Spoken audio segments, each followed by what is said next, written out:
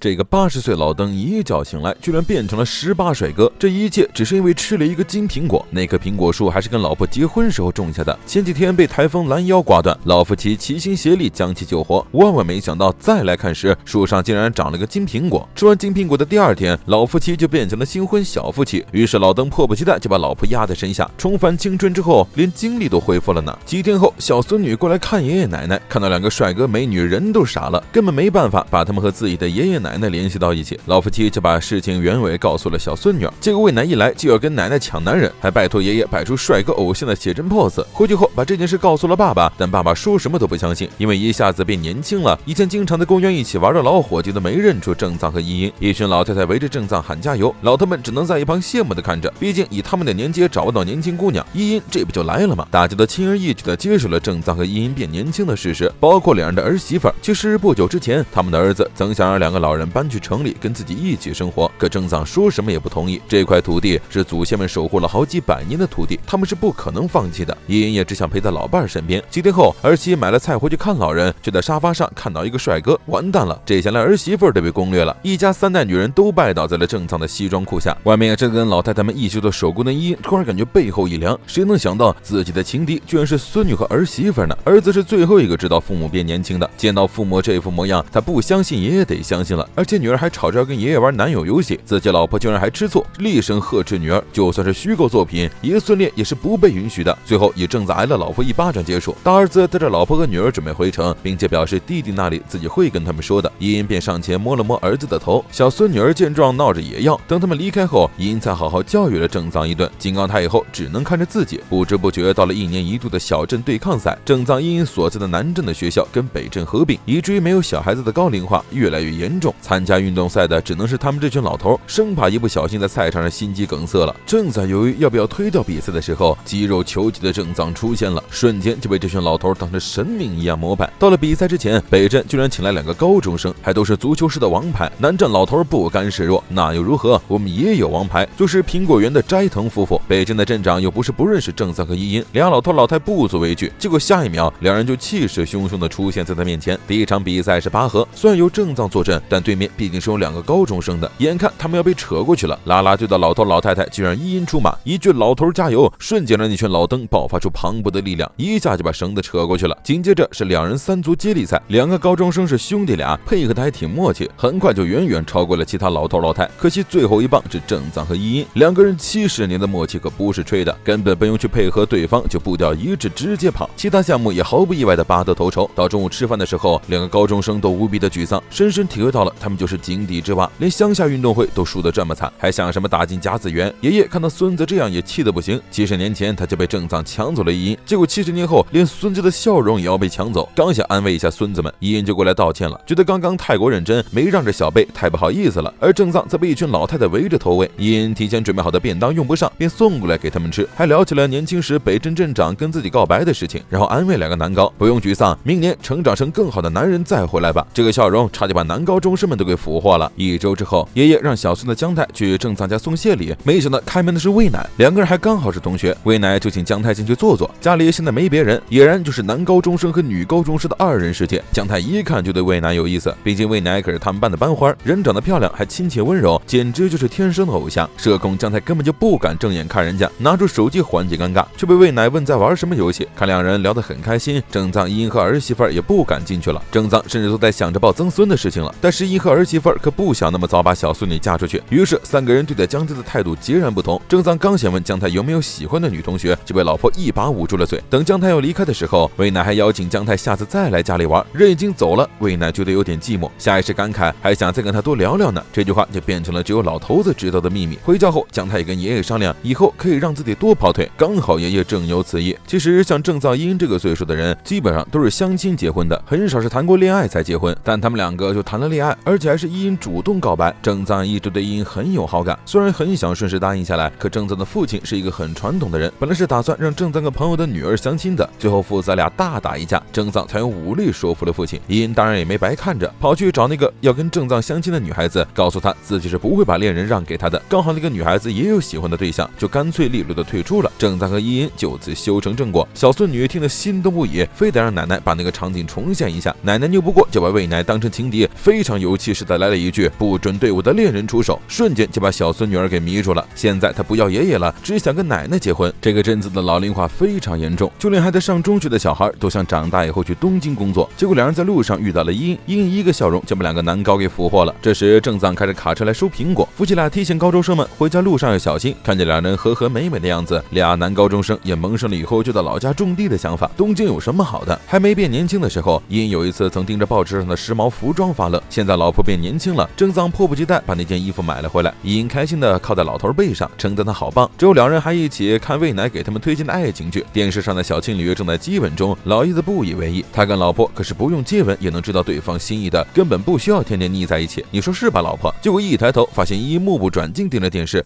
明显就是一副很向往的样子。他有些扭捏的拜托正藏帮自己一个忙，那就是拜托电视剧里的男主角壁咚自己一下。正藏听话照做，伊却说自己一点感觉也没有，毕竟他们已经相处了50年。然而等正藏转过身后，他却再也压抑不住自己的脸红心跳。刚刚那一招果然很危险。这一天，一个老婆婆过来找伊，家里只有魏奶一个人在，他又听不懂老婆婆的口音，好在奶奶及时回来了。老婆婆问伊怎么突然变年轻了，伊随口含糊过去，对方也不追究，还夸他孙女儿长得可爱，问魏奶要不要跟自己的曾孙在一起。伊将孙女揽在怀里，让老婆婆别逗他了，他可没打算让魏奶嫁人呢。温柔的奶奶让魏奶疯狂心动，啥也别说了，结婚。除了魏奶之外，正藏和伊还有一个孙女儿叫诗织，诗织是小儿子的女儿，跟父亲大吵一架，离家出走，来到了奶奶家里，却发现奶奶变年轻了。伊先给小儿子打了个电话，说诗织在自己这里，免得让他担心。诗织其实就是最近太烦了，被朋友说满脑子只会读书而疏远他。爸爸又问他毕业之后有什么打算，诗织心中焦躁不已，他又不像做医生的爸爸这么优秀，医学系也是说考上就能考上的嘛。他觉得现在的自己一无所有，所以开始逃避课业，逃避爸爸，逃避升学，逃避朋友。感受到小孙女的委屈，伊轻轻抱住了她，告诉诗织，一无所有的人是不会为此哭泣的哟，你会为此哭泣，恰恰表示你很努力。诗织想到了小时候的梦想，他想当医生，治好奶奶的病，怎么把那个梦想给忘了呢？好在面对温柔的奶奶，他终于想起来了，也终于肯乖乖吃饭。其实伊因从年轻的时候身体就不好，因为生病而错过原本打算好的海边旅行，自然也没机会穿什么泳衣。现在又变年轻了，可是现代流行的泳衣都好暴露。就在伊因纠结的时候，诗织过来鼓励他可以大胆一点，毕竟奶奶长得这么漂亮。但依旧被伊因给逃避过去了。伊因接到一个电话，对方一上来就管他喊妈，伊因却认出这并不是儿子的声音，立刻按下了录音键。果不其然，诈骗犯开始张口要钱，而且一要就是20万。伊因也没戳穿对方，先把账户号码给记了下来，最后温柔地告诉对方，虽然我无法成为你真正的母亲，但是遇到困难也可以再打电话过来哦。对面这才知道自己早就被看穿了，气急败坏挂断了电话，然后跑去警察局自首了。这件事还上了第2天的新闻。变年轻之后，伊因现在也不需要老花镜了，连报纸上的字都看得清清楚楚。正藏注意后也过来凑热闹，魏奶灵机一动，让奶奶读出自己指的字，伊因就下意识地跟读起来。老头子好帅气，一不小心就说了句情话。魏奶看热闹不嫌事大，奶奶在孙女面前示爱，好大胆哦。老夫妻当然也得找回场子，让魏奶也来念一下我喜欢的人是，还没念出那个名字，魏奶就吓得赶紧断掉。你说你惹他俩干啥？接着3人又一起看偶像剧，魏奶问爷爷奶奶有没有牵手约会过，年轻的时候确实没有，那个年代也没这样的风气，老了之后牵手就比较像互相搀扶了，压根儿没那种氛围感。不过这事儿都在两人心里埋下了种子。买完菜回家的路上，一阵风吹来，伊因直呼好冷。正藏这才注意到他右手没戴手套，难道是要让我牵他吗？伊因的确是这样想的，可正藏却迟迟没牵。这样做的话，不就证明他把魏奶的话照单全收了吗？会有种输给孙女的感觉。看到正藏迟迟没有牵手的意思，伊因也不抱希望，就这么并肩走着也挺好。结果突然注意到正藏的手势示意，便干脆自己主动抓了上去。两人就这样牵着手回家去了。变年轻已经有一段时间了，正藏和伊因才想起去检查身体，去的是小儿子所在的医院，把能做的检查都做了一遍之后，确实没发现什么大问题，身体也是真的变年轻了。小儿子心中不免高兴起来，他当初做医生的契机就是想给母亲治病。原来伊因被查出了肝脏有癌细胞，一直靠吃药维持生命，而小儿子当上医生后能做的也只是介绍更厉害的医生，没想到在父母身上会发生这样的奇迹。尽管知道那并非他的力量所导致的，但他仍有种得到回报的感觉。伊因也同样为这个儿子感到骄傲。时间回到不久之前，那棵正藏伊因结婚时种下的苹果树被台风拦腰斩断后，正藏老头努力把树干扶了起来，并且对其进行了救治。伊因也对其仔细照料，最终让他在第2年春天成功开出了花。也就是在那天，他们在树上发现了一枚金苹果。看到金苹果，伊因突然产生了不可思议的感觉，仿佛那个苹果一直在对他说吃了我吃了我，两人就把苹果分着吃了。而在当天晚上，苹果树就再也支撑不住，彻底倒了下去，并且消失得无影无踪。正藏和伊因却做了同一个梦，梦里他们看到一个巨大的沙漏，紧接着沙漏倒转朝伊因压了过来。第二天一大早，他们俩就双双变年轻了。今天是两人结婚58周年纪念日，正藏嘴上说着什么都没准备，结果伊因一开冰箱就看到了里面的小蛋糕，旁边则是他准备的红豆饭，两人一起甜甜蜜蜜，真希望这样的日子能一直下去。